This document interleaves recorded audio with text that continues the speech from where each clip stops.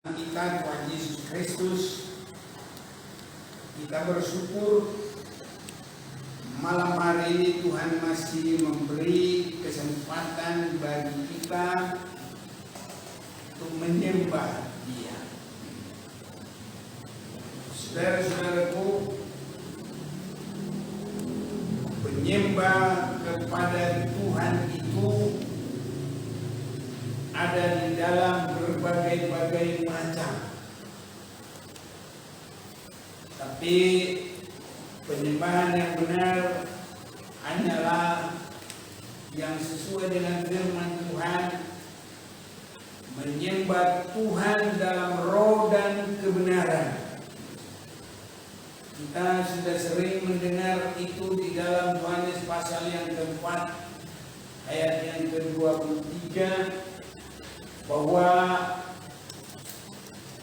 di hari terakhir penyembah-penyembah yang benar adalah menyembah di dalam roh dan kebenaran.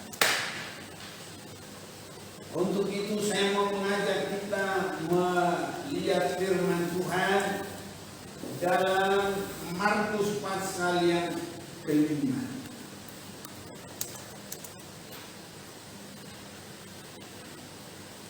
Ayat yang ke-6. Ketika ia melihat Yesus dari jauh, berlarilah ia mendapatkannya, lalu menyembahnya. Saudara-saudaraku, Yesus sedang berkeliling dan sedang melewati daerah yang disebut Gerasa. Maka kita lihat di sini ada seorang yang berlari mendapatkan Yesus, mendapatkannya. Kita lihatnya itu di tengah-tengah kalimat huruf besar, itu menunjukkan, atau saya baca, ketika ia melihat Yesus dari jauh, berlarilah ia mendapatkan Yesus, lalu menyembah Yesus. Saya terjemahkannya itu dengan kata Yesus. Apa yang kita akan perhatikan di sini, penyembahan itu ada di dalam beberapa banyak bobot, dan penyembahan itu ada di dalam banyak penyebab menyembah,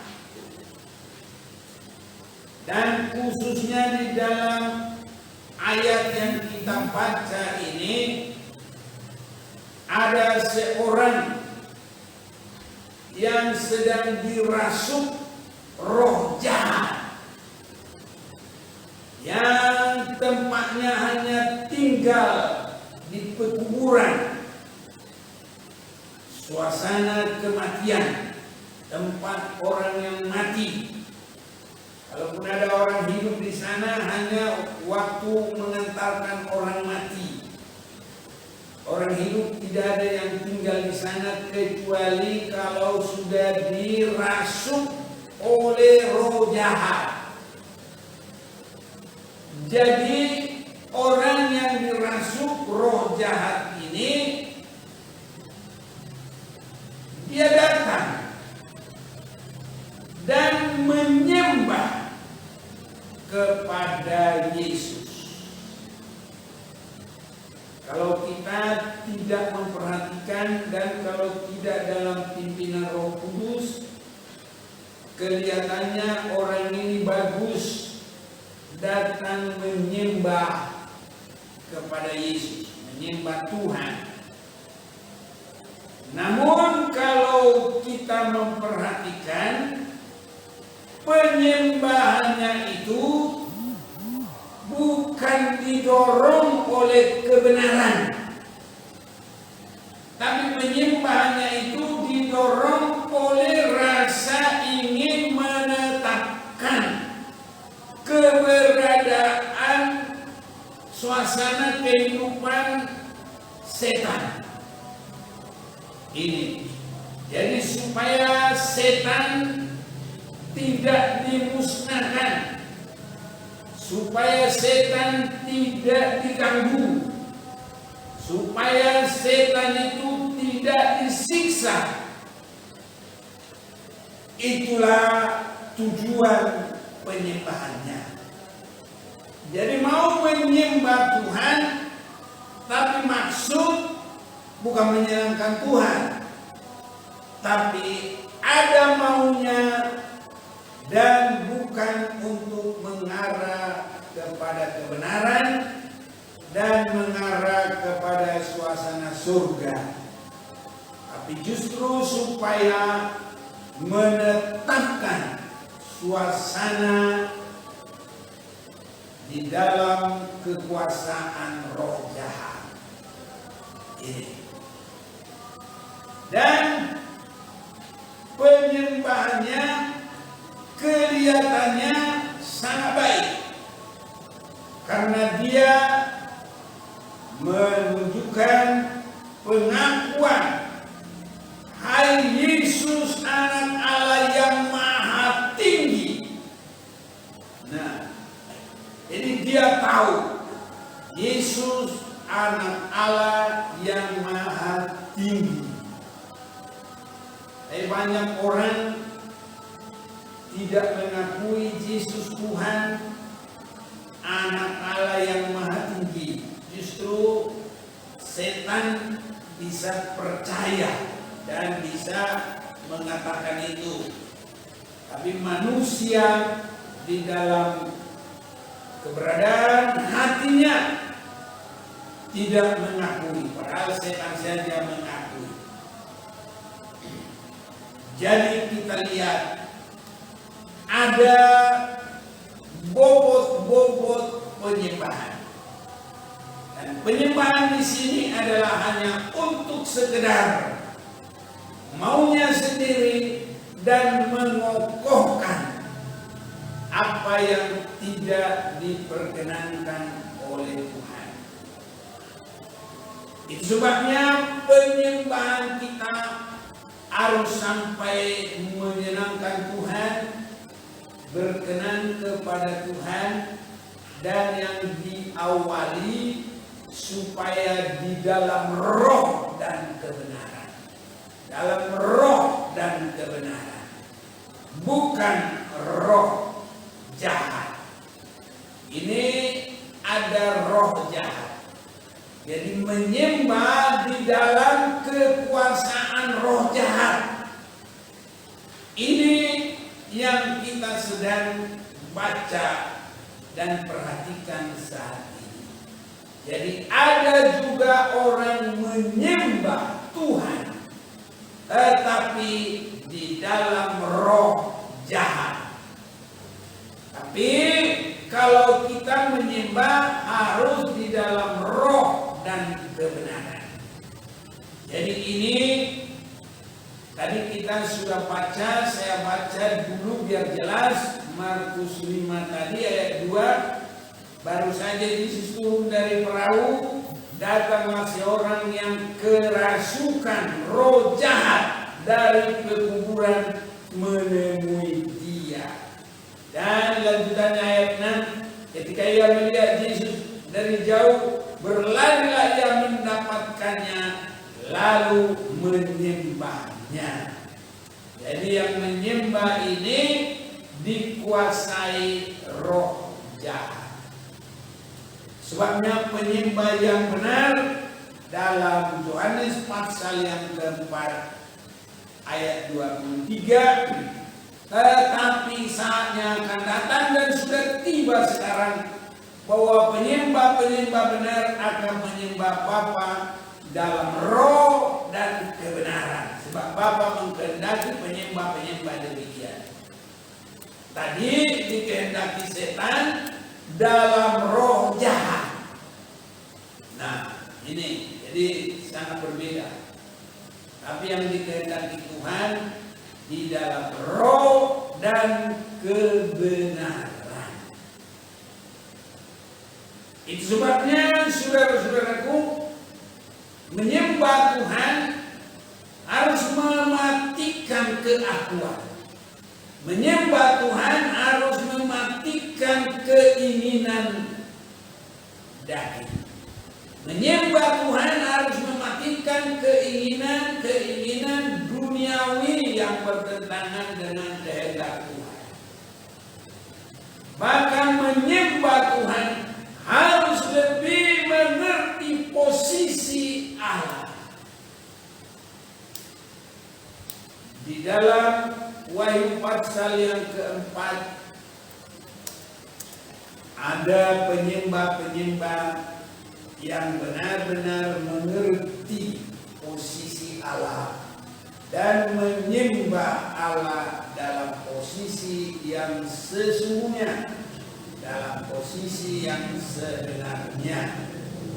Wahyu pasal yang keempat, saya mau ajak kita memperhatikan Wahyu pasal yang keempat,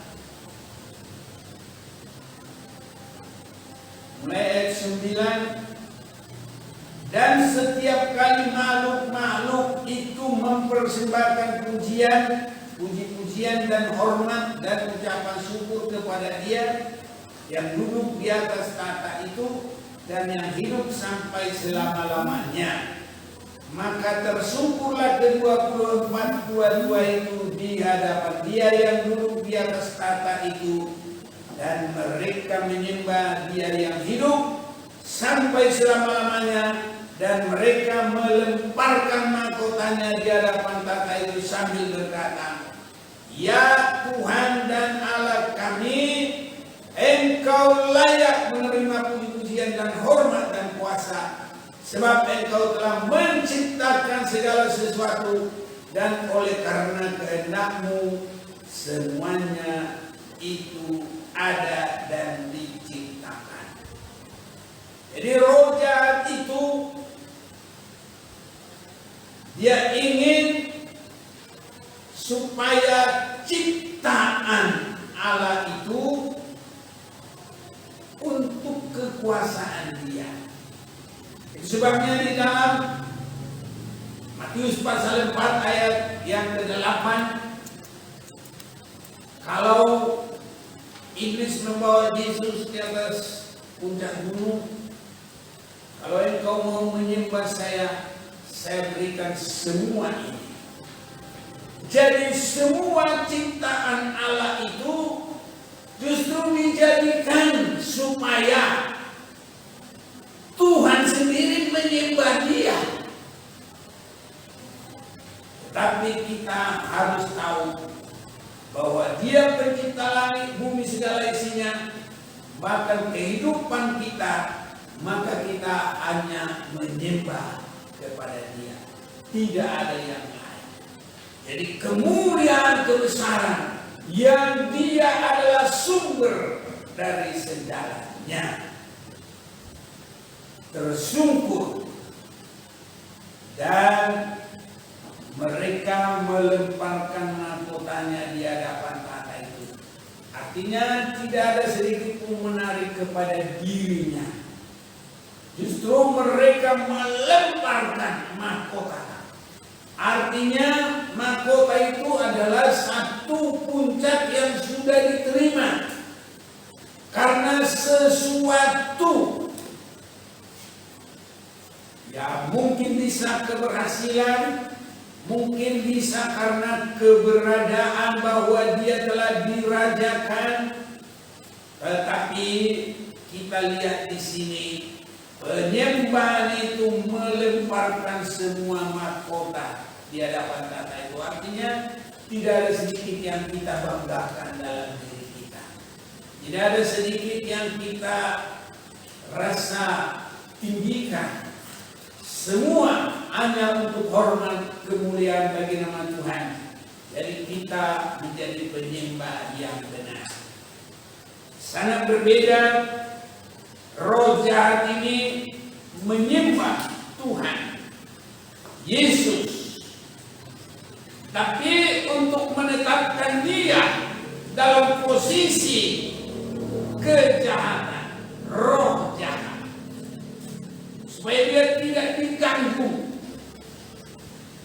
ini penyembahan-penyembahan yang palsu. Kiranya tidak ada sampai yang menular penyembahan yang palsu ini. Sebab kalau orang tidak berhati-hati dan tidak benar-benar tulus hatinya kepada Tuhan, maka penyembahan yang palsu bisa terjadi. Itu sebabnya jangan gampang-gampang menyembah tanpa memeriksa diri dalam kebenaran, dalam pertobatan yang sungguh, menyesali kehidupan lama. Terlalu banyak orang mudah sekali menyembah, sehingga penyembahan-penyembahan yang seperti itu rasanya penyembahan yang kering. Walaupun mungkin semangat, ada juga banyak begitu, tapi penyembahan yang kering, tanpa memperhatikan bahwa harus masuk dalam kebenaran. Kehidupan yang sudah dirubah itu di dalam kebenaran. Karena setan dalam penyembahan palsunya, dia dirasuk, artinya dikuasai roh jahat.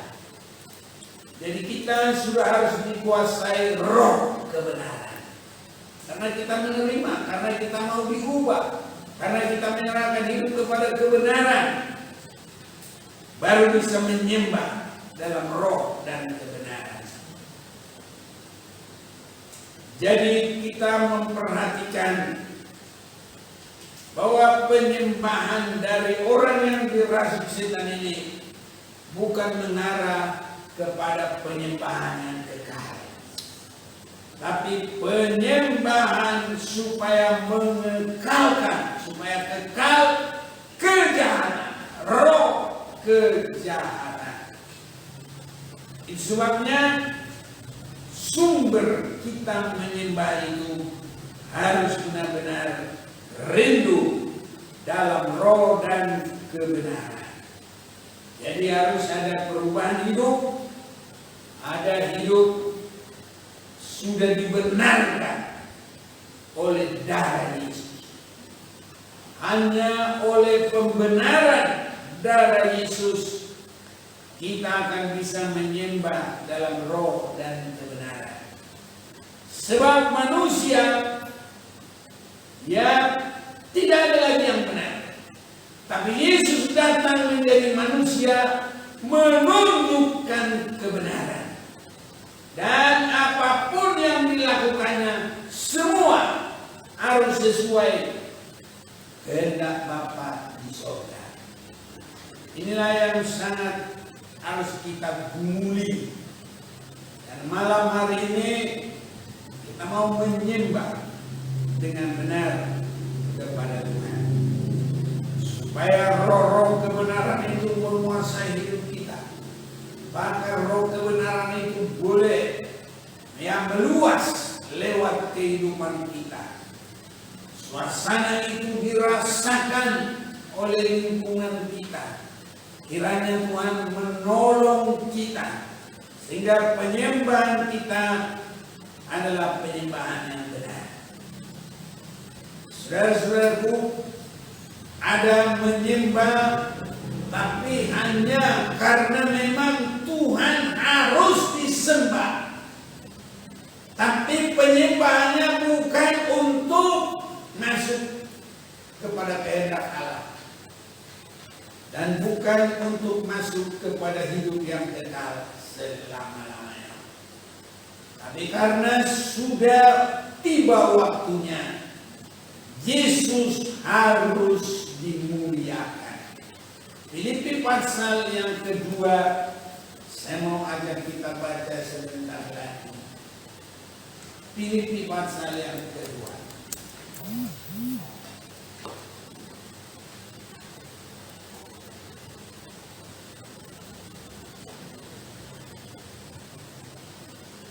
Ayat yang ke-9 atau mulai ke-8. Dan dalam keadaan sebagai manusia ia telah merendahkan dirinya dan taat sampai mati, bahkan sampai mati di kayu salib. Itulah sebabnya Allah sangat meninggikan dia dan mengaruniakan kepadanya nama di atas segala nama, supaya dalam nama Yesus bertekuk lutut segala yang ada di langit dan yang ada di bumi dan yang ada di bawah bumi. Ini harus menyembah, harus bertekuk lutut. Tetapi kita lihat bukan harus karena yang ingin ke surga. Sama dengan tadi dirasuk setan, menyembah juga, mengaku juga Yesus yang Maha Tinggi. Ayat 11, dan segala lidah mengaku Yesus Kristus adalah Tuhan bagi kemuliaan Allah Bapa. Jadi ada penyembahan, tapi bukan untuk memuliakan Allah secara benar. Ada penyembahan, tapi bukan untuk mengarah ke surga, tapi hanya karena sudah waktunya segala lutut bertelut, segala lidah mengaku. Segala lutut bertelut itu menyembah. Ya, lutut bertelut itu menyembah. Jadi kalau tiba waktunya memang harus demikian. Dan sebagai pengakuan yang dirasuk setan itu, anak Allah yang Maha Tinggi, dia sudah ditinggikan. Tadi Yesus merendahkan diri, tapi dia sudah ditinggikan dengan kuasa ilahi yang diakui oleh yang dirasuk roh setan. Bukan dia untuk masuk surga, bukan dia untuk menyembah Allah yang besar di surga kekal. Dia hanya ingin mengokohkan kemauannya, keberadaannya, bahkan menyembah Allah supaya posisinya sebagai yang tidak berkenan kepada Allah tetap boleh terlaksana. Itulah liciknya penyembah-penyembah yang dikuasai oleh roh jahat. Jadi sampai nanti kepada dipaksa pada waktunya Allah yang Maha Tinggi itu diakui. Tapi kalau nanti penyembah-penyembah yang sudah terpaksa itu rugi. Sebabnya malam hari ini kita bukan terpaksa, tapi kita sadar harus menyembah yang Maha Kuasa, harus menyembah Tuhan, bahkan harus semakin memandang Dia Maha Tinggi, dan itu akan terjadi kekal di surga. Biar itu arah penyembahan kita dalam roh dan kebenaran dan dalam kesadaran bahwa Yesus harus ditinggikan.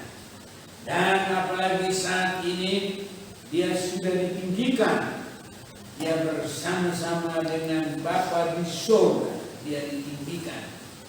Sebabnya malam hari ini ada kesempatan bagi kita menyembah Dia dalam roh dan kebenaran sesuai kehendak Bapa di surga. Dalam kesempatan yang ada ini kita mau menyembah Dia dengan penuh kesungguhan.